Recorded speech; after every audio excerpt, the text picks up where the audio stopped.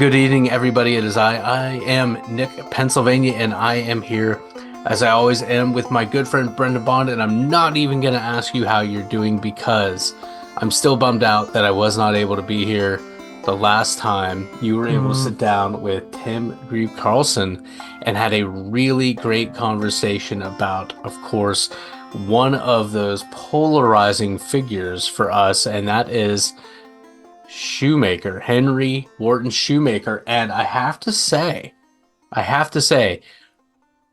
he talked about the progressive use of folklore in Pennsylvania, and of course, I have that book on Shoemaker. And I had talked about there's a new book on Shoemaker that came out recently, Scoundrel of the Susquehanna, but I think he cut a really interesting take that really kind of massaged like the motivation behind it. And I have to say, he really made me think a bit. Yeah. I really liked where he was coming from. Have you listened back to your conversation? I'm really curious did he sway you on anything? Do you see now Shoemaker as maybe a more sympathetic figure historically? For sure. Like, because I hadn't read the book that you're talking about, the one that he mentioned that gentleman wrote a little while back. Yeah, Kind of like, popularizing Pennsylvania. Yeah, kind of like reframing Shoemaker. I knew that book existed, but I didn't realize that's what it was. I'd seen it come up on like Amazon. I'd seen it at half price, like the context that Tim was able to give through some of those kind of like academic lenses, the idea that what Shoemaker was doing kind of like predated a lot of the academic stuff, because he kind of led with that. And I was like, you know what? I'd never really thought of it in that context. Like there wasn't standard best practices for this stuff. So we can't hold that against him from a motivational standpoint. I would say that the standards and practices were there, but they were always evolving, because even the way, like one of the things that he made was, and again, that popularizing Pennsylvania, when we did years ago, the a kind of an audio biography of Shoemaker, I pulled a lot from that book.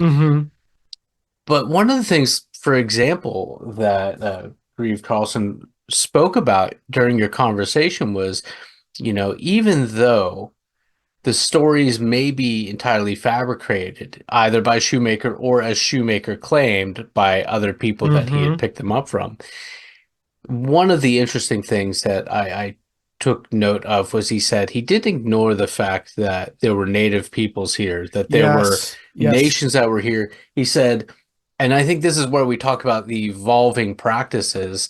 In that same breath, he says, would it be better if these stories were coming from their voices? Maybe, but he acknowledges them. And he said, he said something to the effect that I think that he did that was an important thing.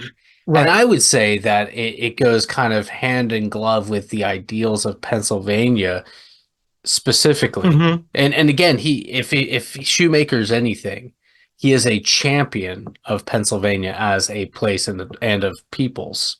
Selfishly, I feel like I have arguments now that I can use that Tim has supplied to me, because I've always thought, like, whether or not this stuff is true or not, I almost don't care, because it's so much fun.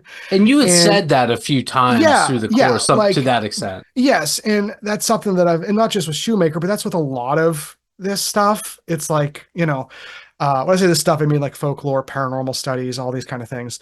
So now that I have that kind of additional context that has always been out there, but again, Tim like distilled it in such a way that was so, you can tell he's an educator and a writer, because he's very good at taking these very lofty, complex concepts and making them very palatable.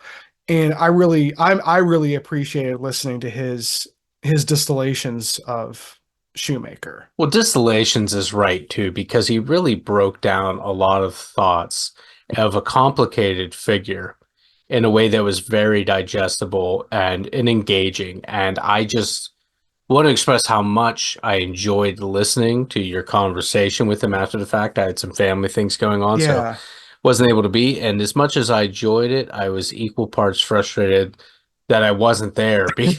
Right. So either Right. way, good thing. Today is actually the 100th episode, and we had talked long and hard for Mm-hmm. about 6 months of like, oh, we're going to do something special for this 100th thing. And so there was debates about, well, having a formalized debate, Yeah. having four people. There was conversation. I really hope to get our friend Chris on because Chris, Mm-hmm. we know Chris is he's listening right now. And by right now, I mean whenever he's actually listening, because of course no one's listening right now. We record these not live, but getting him on because he's listened to so much and kind of getting his perspective of just some of the stories that we've told over the years. We had all these ideas, but then we were kind of like, you brought it up. We haven't been out in a field for a while. Mm-hmm. And what if we went on a hike? What if we went to a place we've referenced quite a bit? And so we did. We went out to a local cemetery, and there were two spooky things that happened. I'll tell one, and then I'm going to Yeah. let you talk about the other. So the reason why episode 100 is not that episode where we went to a hike and into the cemetery in the woods will be revealed momentarily, but we will be releasing. But there are stories of hunting dogs that Mm-hmm. follow people. Now, when we were there for an hour or so, and about half an hour in, we had been there half an hour. We heard a dog going nuts for about 1 minute, Mm-hmm. and then we didn't hear it again at all. Which it was just a little weird That that was a little again, weird. there's houses within a mile or two away. But if it was a dog being let out, if it was somebody walking one of the trails with a dog, should have heard it longer than that. It was Should just have heard. weird. It was one of those things like we all kind of stopped and we were just like, that's weird. That's like Yeah. because again we had been there for a while at this point, hadn't heard any dogs, I and hadn't it heard was really hadn't anything. heard really anything. Yeah, it was very peaceful and very quiet. And then as we're kind of walking up the road, we all kind of stopped and we're like, that's weird because it sounds like right where where the cemetery was. And Yeah, we had just walked a little yeah. west of the cemetery, and we were looking for an old irrigation thing that I was aware of, and we were accompanied by my wife and daughter. So when you hear that, you'll hear Hmm. them. And I remember at one point, my daughter's like, she was standing a ways away, and so I went over. We were there early in the morning, and I stood with her, and she's like, just listen. And I stood there, and we heard it sounded like a fire because it had frosted over the night and in an early morning. And when we were there, the sun was just really hitting it. And so we were hearing all the frost melt and drip down and Through everything. the trees. It was really cool. It was really cool. And Yeah. that was just a really neat time to spend with everybody and experience that. So I was really glad she got us to stop talking for a moment. But the reason why this episode 100 is not the intended walking around the woods in the cemetery is because the second spooky thing that happened had to deal with the audio. Now, again, every spooky place there's conversations and associations with electrical malfeasance and Yeah. malfunction. What happened? And again, So yeah, let's yeah. talk about that. So like this is embarrassing. Like I don't love that this is You the want this to be conversation. haunted, otherwise. Yeah, like well, it's just it's annoying because like there's part of me that's like, like what did I do? So basically what happened is about halfway through our audio, we recorded the whole 50 minutes, or I think it was like an hour and five, and I think Yeah, I it was like was an hour, 5 hour, yeah, 10. and I was like, okay, once I edit this, we'll get a good 45 minutes out of this. Right. Um, so I'm going through editing the audio, and I get just under halfway through, and the audio stops. That just means there's no more sound. There's nothing. There is just dead recording at that point. And some of you are like, oh, well, why would that be paranormal? So to get in the weeds real quick, I use what's called an H4n Pro. I have been using this specific audio device. I guess this is as a certified audio engineer. Right. We I've been referenced this using enough. This is yeah, where some of the like embarrassment comes from. because I should have caught that. I should have caught something about this. It stopped about halfway through. So the reason that's weird is because I use a setting on here. It's what's called an auto gain setting. So basically what it's for is it's so you can just kind of turn it on when you're doing things like this, and it'll constantly recheck and optimize the audio gain so that the levels are relatively even. And if you're not familiar with these ideas, if you have a modern vehicle, a lot of modern vehicles, the speakers will kind of do this thing where it'll compensate, it'll turn your speakers up to compensate for engine noise. So what you hear stays around the same level. This is the same idea, except it's the microphone end of this. Right. Yes, that's a good way of putting it. So anytime you're doing these kind of recordings, that's just a better way of doing it, because that way it's literally checking which the hertz. Yeah, and again, because these are for field recordings by and large. Yeah, that's what these are for. Right, the subjects, their distance from the microphone is going to be at variance. It's literally, it might as well be constant. It's checking thousands of times a second. Where should the gain be, and then it adjusts it. So to have the gain go from that to nothing, but still stay recording, that has literally never happened. I've been using one of these devices since 2006, almost 20 years. That's never happened. The fact that I was holding it the entire time, and there's a display on the front of it. You've seen it, Nick. I have. It is the microphone as a wind filter. Yeah, has a very fuzzy. It's a very fuzzy, fun. Looks like a little hamster or gerbil on the top of it. Agreed. How many times did you see me look at that thing when we were recording? Because I'm always just checking, because that's what I'm doing, and it shows you what the gain level is. I was like, what in the heck happened? So the first thing I do is I turn the device back on to see, did I bump the auto gain to turn it off, which is weird because you have to go into like a menu to actually turn that off. Right. You don't want just to have a hair trigger button on the side. That would kind of defeat the point. Right, exactly. And I turned it back on, and the auto gain was still set to on, as it should have been and has been for 20 years. Tested it, and it worked just fine when I was sitting at my computer desk out there. I don't even know how I would have done that accidentally. That's the only reason I'm saying that I'm maybe saying it's paranormal, but it was just like the dogs.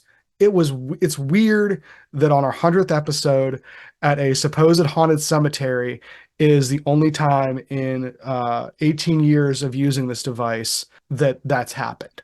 Well, and it coincides with so many of the stories about the place. So we will put out what we caught that day, and we'll do a bit of prep where we'll talk about.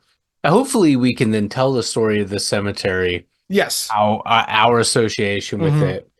And then never have to reference it again, because again, one of the reasons why you thought of going there is because it's like Shoemaker. Yeah, it's one of the topics that we frequently make reference to. One of the stories I tell repeatedly revolves around that. So we'll get all that one final time, and we'll bid it adieu with episode 101 as well. Another thing before we get into kind of today, even though we kind of been talking a while now, is we did that swap episode recently. Yes. Really interested to hear more feedback, what people thought about that. Hope you're giving them a listen. Yeah, absolutely. Yeah. Brennan Storr and the other folks over there at Fear Daily and his other podcasts do fantastic work. So if you haven't gone back on our feed yet and picked up that Fear Daily episode, give it a listen. It's really, really fun. I love the format. I really like the writing. I like the production of it. It's 10 out of 10 across the board. So do yourself a favor. So on the subject of podcasts and whatnot, we're kind of different in this because Brendan's always telling me to listen to this and that. And sometimes I do. Sometimes it takes me 6 months to get to.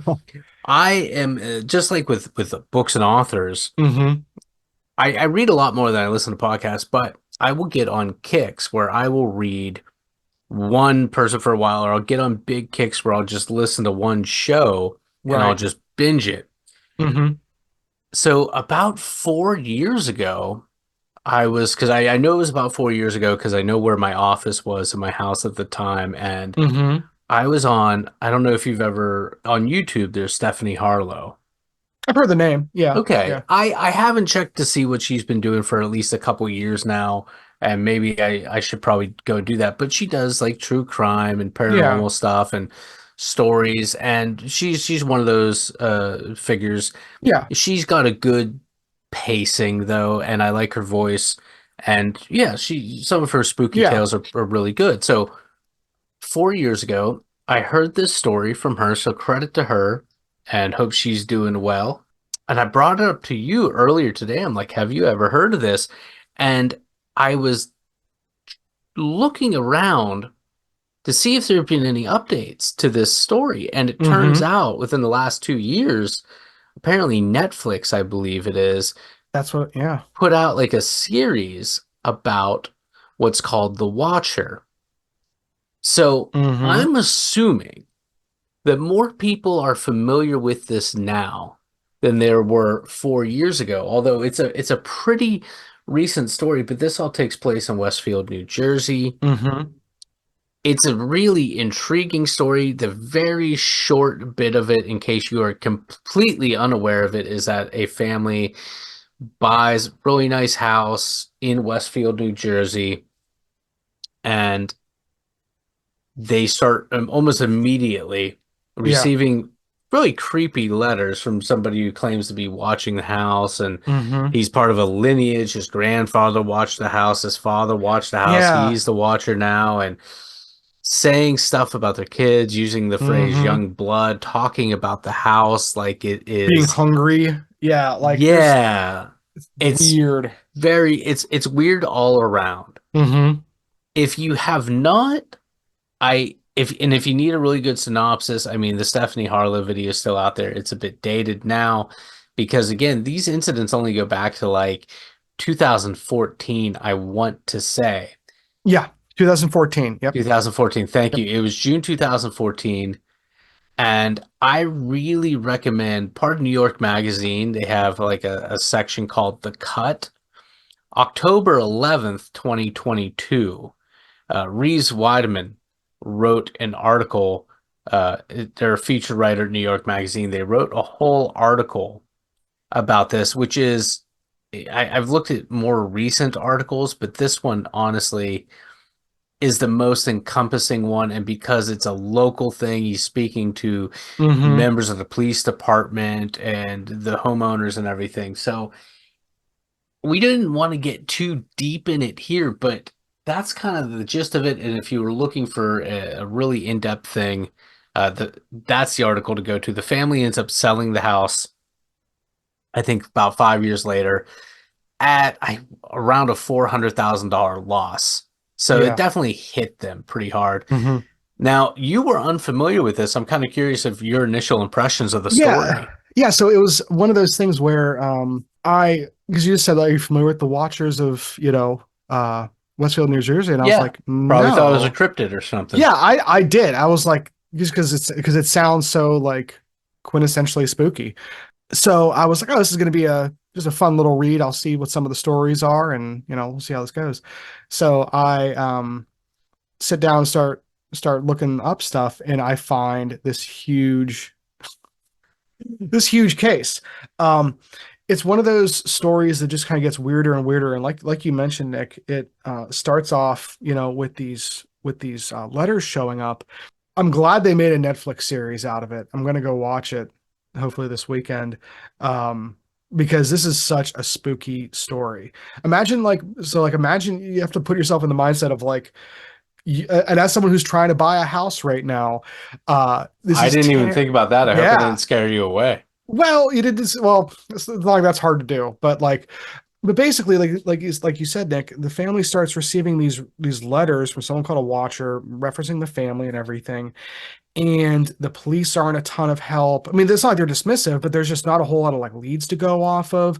There is a weird family in town, or just who's close by, that they think is the originator of these letters somehow. But then like it's proved that it's not, and it really is. It seems like a made for TV type of story.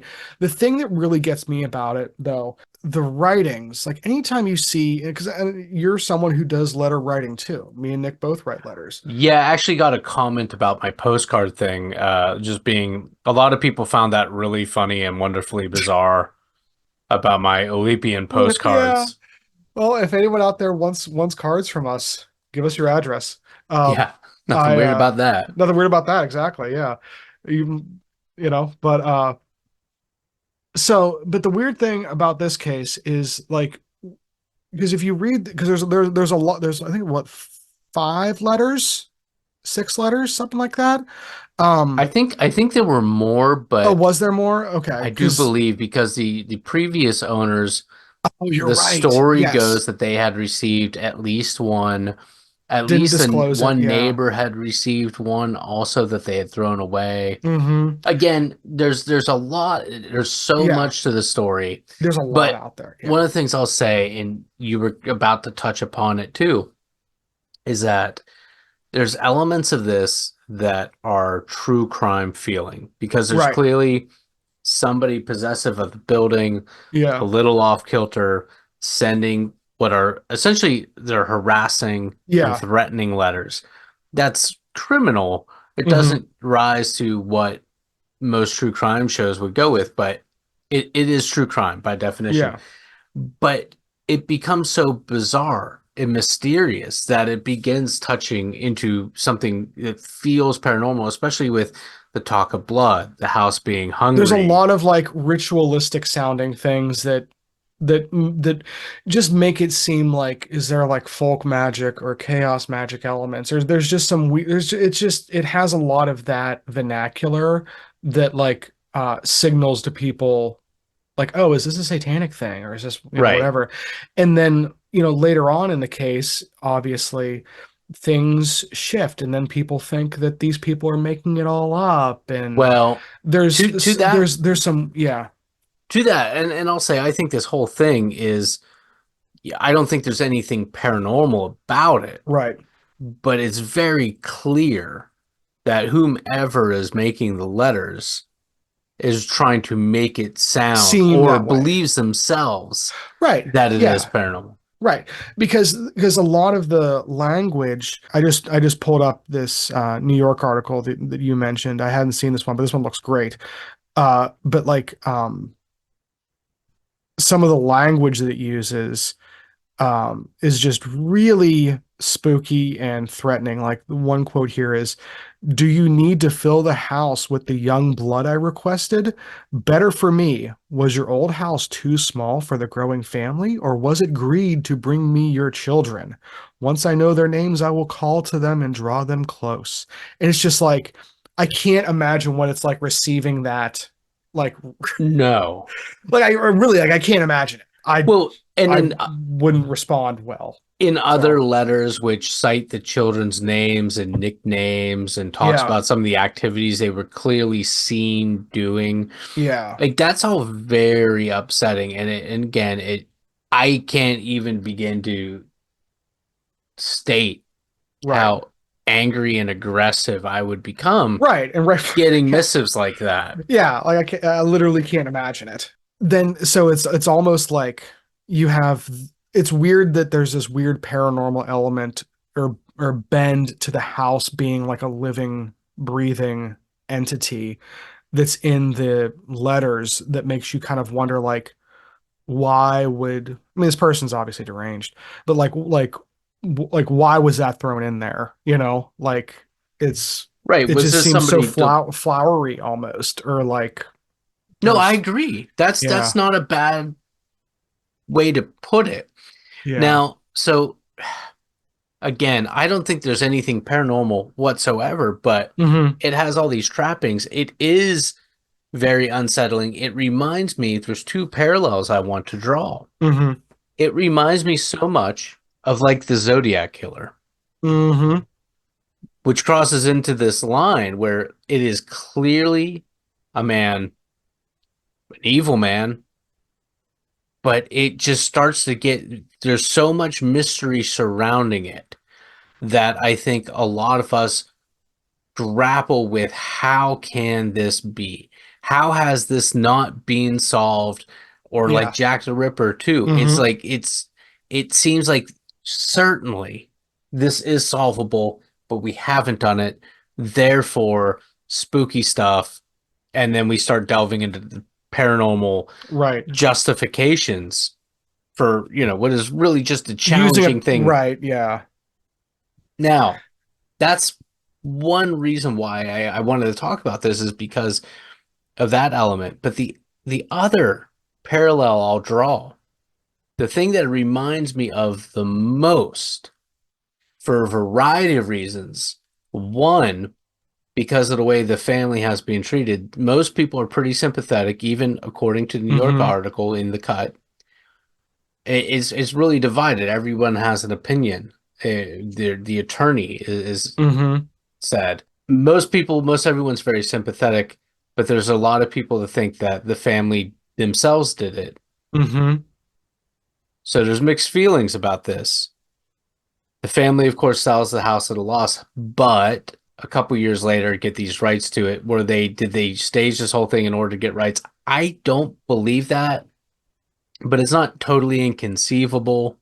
Yeah. But regardless of where I stand, a lot of people do believe that. Mm-hmm. And regardless of what the New York article puts forward about how much they actually made, which did not even cover the loss of the house from there being a TV series, It's just it yeah. seems like it was a gamble. If that's what they did, it was a gamble that didn't pay off. Right. And for these reasons, it reminds me so much of Amityville Horror, Mm-hmm. which of course there was a crime that took place at the house initially, the DeFeo murders.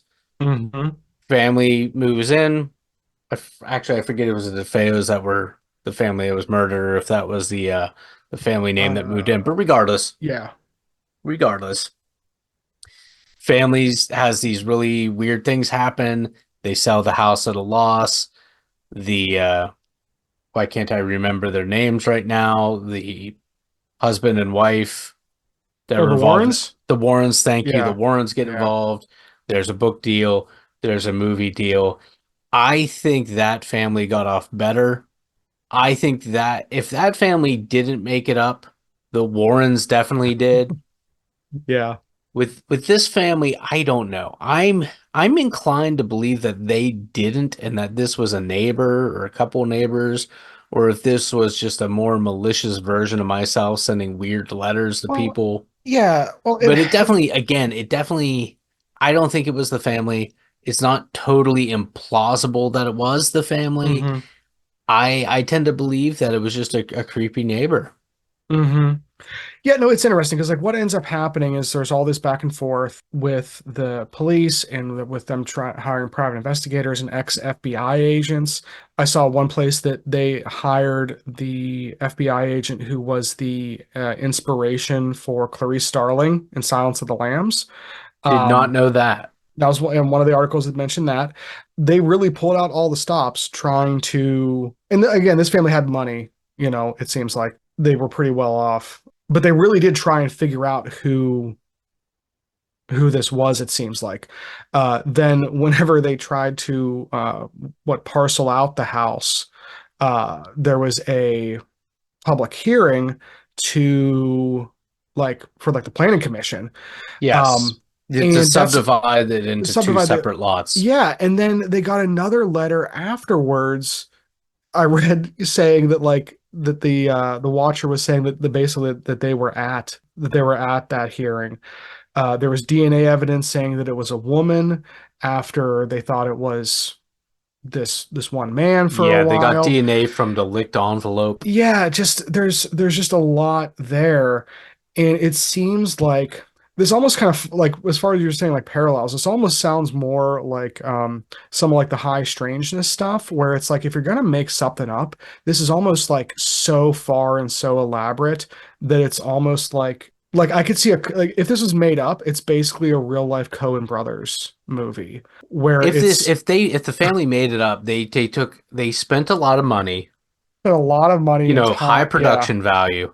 yeah, But it would have been a big gamble. And I'm not saying that everybody always acts rationally for yeah, sure. like completely Yeah. rationally, especially if you're trying to make a big move like that. But this is another reason why I don't believe. But I will say this: being on the zoning and planning board of a city about 2/3 the size of Westfield. Yeah. The fact that there were multiple people at such a meeting that weren't known or didn't have to identify themselves. Pretty crazy. The fact that somebody could go to a zoning meeting and be anonymous is it's just different world. I'm going to tell you what, again, the town has about 10,000 to 12,000 more people than the city I live in. But if I'm ever I had a zoning meeting just yesterday, coincidentally, about rezoning two parcels within a neighborhood from there's R1 and there's M1 that's across the street, and we rezoned it M1, and we've already consolidated the two laws. Blah blah blah blah blah blah. The bottom line is there was one person there. There were 4 board members. One had to be recused because they own the property. There was the woman from the zoning office itself, and then there was one person who is a retiring public servant, and he figured he should come to one because he's sort of, I see you laughing, but this is what these meetings are really like. So again, you give me 10,000 more people, I'm going to say, like, what were there, 3 people watching for fun on a Wednesday evening? Like who, like how... How excited for free maps do you get? Yeah. Because that's really what this is. It's a ploy for me to get free maps. Yeah, you're the one making out like a bandit in this deal with your map access, But yeah, it's just... But that's the thing. When I realized that the yeahs weren't singing about cartography, I was disappointed. I'm also saying. That song was so beautiful. Then I found out it was about some dude. Forget it. It's always about some dude. It's always kidding? Disappointing. But yeah, I think that like this case and how, because eventually, like with all great mysteries of our century, eventually Reddit gets involved. And again, like you mentioned, Nick, Reddit can't figure out who it is. Yeah, and they found out where that he will not divide us thing was, and like, don't care where you stand. Those are some clever boys that got that figured out. Yeah. So again, not saying that's like the end all be all, but like whenever you have a case that has this much like actual evidence, and you have this many like intelligent people involved, like all these FBI agents and police officers, and then plus the entire might of Reddit, if they can't figure out who it is, like that's really weird. Yeah, and that's where the paranormal elements come in, because it's like we were able to build the Large Hadron Collider and find a Higgs particle back in 2013, but we can't figure this out. Right. That's weird. Yeah. You know what I mean? It's either it is, and this is why I think things like this are so close to a lot of paranormal stuff, where it's like there is an answer here. Like the answer does exist, but it makes me feel like, and the reason why I like these kinds of cases is it makes you feel like whatever the answer actually is probably something that people haven't figured out, like from a perspective yet. Like it's going to be something that's out in left field. Yes. That does make sense because that's what happened, but it wouldn't have been predictable by normal means. I think I follow you. I would say that a lot of times paranormal stories are brought on because either we don't have an answer and it's confounding. Yeah. For timelines or whatnot, or B, we do have an answer, but it's deeply unsatisfying. Right. No, exactly. That's why I think that, like, in this case, the Occam's razor is probably that they did make it up. It was, like that's probably, like, that is probably the simplest solution. And again, I don't have a different feeling. I don't think that's the answer, but that might be the simplest answer. Like I said, it's completely within the realm of possibility that the family did it. wasn't maybe the greatest move. Right. I don't believe that's what's happening. I'll tell you, if I'm putting on my, and again, my profiler hat of sorts, I think the most likely thing in my mind, and this is entirely speculative, is that there was a young person, I would say under 35, I would say between 15 and 35, that started doing this on a lark. Mm-hmm. Prank got a little out of hand, had some fun maybe, but got out of hand. The family pursued it to a level that was not expected. And when things started getting hot, you drop down, you go quiet. You realize, oh no, I'm in deeper than this than I wanted to be. And the only thing I can do to prevent getting deeper, get more heat, is just knock it off. Right. Mature a little bit, outgrow it. You ever make prank phone calls as a kid? I never did. No, that Okay. wasn't. Yeah, I did for about a yeah. week. I did for about a week, and I'll tell you what stopped. The person, one of the people I called, got the number. I don't know how. I don't know if it was like, what is it, star 1020 or something? Or was that the Yeah. savings long distance thing? I think it was Something long like distance that. back Yeah. when that was a thing. But there was a way you could get the number back then. And they got the number. And instead of calling right away, like most people would, Mm-hmm. they waited until like 7 in the evening when my parents were home. Never did that Yeah. again. Yeah. Never did that again. So this is kind of like one of those things. I think like, yeah, I think it was a younger person that was doing a prank, wanted to creep people out a little bit or just have some fun. Know the house, know the neighborhood, so they're Mm-hmm. immediately there. And it was a creative prank, but the family dug deep, tried to event a lot of heat. Everybody knows about it, and you go, I better stop. I don't. Do Yeah. you recall how long it said these letters went on? I think up to like 2018. It was like 4 years, Okay, okay. something like that. Um, or 2017. So in that I'd have time, there to, could have yeah. been copycats because most of the letters, I Well, believe, there were typed. was, because what happened later, I saw in one of the articles, because again, there's like 1,000 articles on this. I'm definitely gonna post a link to this cut one that you mentioned, because this one looks really good. It's a great Um, article. yeah. So like that'll be in the show notes. But one of them mentions how you had copycats start sending other people anonymous letters from as like the Watcher. It seemed like they weren't as threatening, but they were more just like complaining about things, you know? Because it seems like for the most part, this was a very like Stepford Wives kind of Mayberry location where uh I saw one it was in here. It's quoted in this cut article. One of the police officers saying that the most often complained about thing to them is the unconstitutionality of the police force, and it's referring specifically to parking tickets. Like that was like a complaint that was filed Yeah, against my them. tax dollars have already paid for this pavement upon Right, which I right. said, Which you again you could make an argument for, but that was the big crime problem, was like the cops are giving out too many parking tickets. This is definitely kind of these a are boring people then. This maybe they do right, show up en masse to zoning meetings. right. Yeah, so maybe there's that's not the weird part, but it seemed like this whole Watcher thing did enter the zeitgeist of the community for a while, because it was an effective way to screw things up. Because one of the articles I was reading talked about how people were upset about it once it kind of eventually came out, because originally the cops told them not to tell anyone about it, which like makes Yes, sense. Like makes sense. Like right. that's right on both accounts.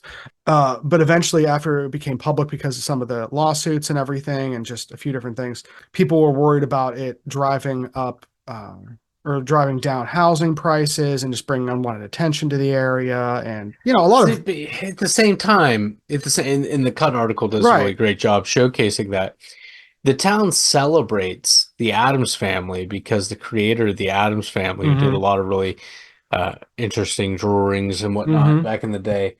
I think he lived in the town, but he used one of the homes in the town as the model for the Addams family house. Yeah.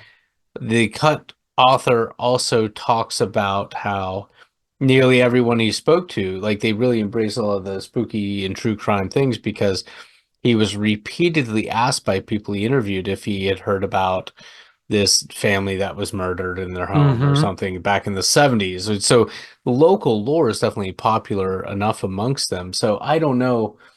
I'm sure some people had that feeling, but if you were to say it was characteristic of the residents at large, I would say no. Again, just based off of that, based off this interviewer's experience, right? Yeah. So and that's why cases like this are so interesting, I think, to people, because it doesn't have it seems like every time you head down a road, it's like, probably not, like it's very unsatisfying, kind of like you said. And that's why. Oh, go on. Finish. No, I was just saying, because if it was just one weird person that was literally trying to just like terrorize these people out of a house that they felt some like familial obligation to protect, like that doesn't check out either necessarily. Like, I think that motivation is too convoluted. Yeah, it's like, it typically is. Yeah, so like there's just a lot of things about that, and again, that's, you mentioned like the parallels to some of the paranormal stories we cover. That's how a lot of it feels, because it's like none of the obvious answers, even the weird ones, like don't track very well. And that's kind of why I equated it to some of like some of the more kind of out there high strangeness, stuff that has been reported over the years, especially by people like John Keel and Ray Barker and folks like that, where it's like, okay, if this person really did experience this thing or the series of events and it was reported accurately, then like, what in the heck could it possibly be? So this is kind of where I'm going to dig my heels in a little bit and just say that obviously we are both aware that everything we are saying is speculative. There is so little evidence, but just thinking about the motivations, potential motivations, thinking about what's the simplest thing, thinking about my own self and motivations and how far you can take a silly idea, the more I think like, this was just a prank that got out of hand. And when it gets out of hand, until you're caught, the best thing you can do is knock it off. Right. So they didn't realize it was out of hand until it was real deep and there were people canvassing, trying to get voluntary DNA swabs. That happened.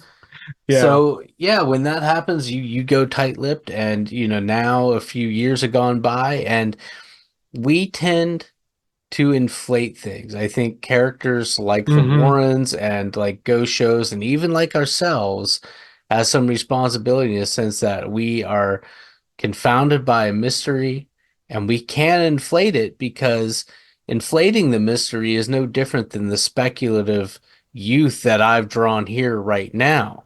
Right? Yeah.